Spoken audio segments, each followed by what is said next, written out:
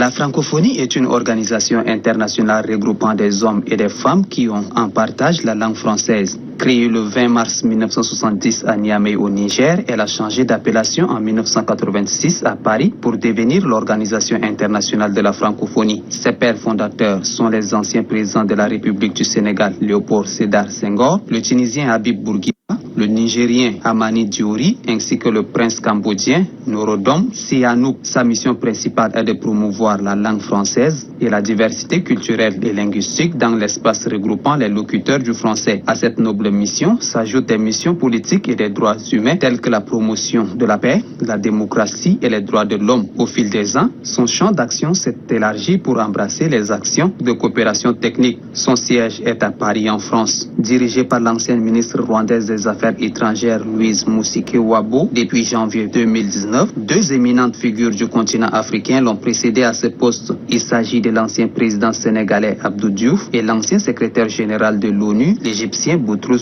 Ghali, respectivement de 1997 à 2002 pour le premier et de 2003 à 2014 pour le second. L'OIF tient son sommet ordinaire tous les 2 ans. Le sommet de l'OIF est présidé par le chef de l'État du pays hôte du sommet. L'actuel sommet est le 19e et se tiendra du 4 au 5 octobre 2024 à Paris. Comme actif de l'OIF, on peut citer les investissements en faveur du développement, notamment dans les domaines de l'éducation et de la culture dans les différents États membres, la supervision des élections dans les pays membres. En revanche, pour des raisons politiques, le Niger, dont le premier chef d'État est l'un des 4 fondateurs de l'OIF, a quitté l'organisation après sa suspension le 20 décembre 2023 suite au coup du 26 juillet qui a renversé le président Mohamed Bazoum. S'il est vrai que la francophonie est une richesse, comme le disait Senghor, et je cite, dans les décombres du colonialisme, nous avons trouvé ce tout merveilleux, la langue française. Fin de citation. Certains Africains, surtout la jeune génération, y voient plutôt comme un instrument néocolonial et un outil de propagande de la politique française dans le monde.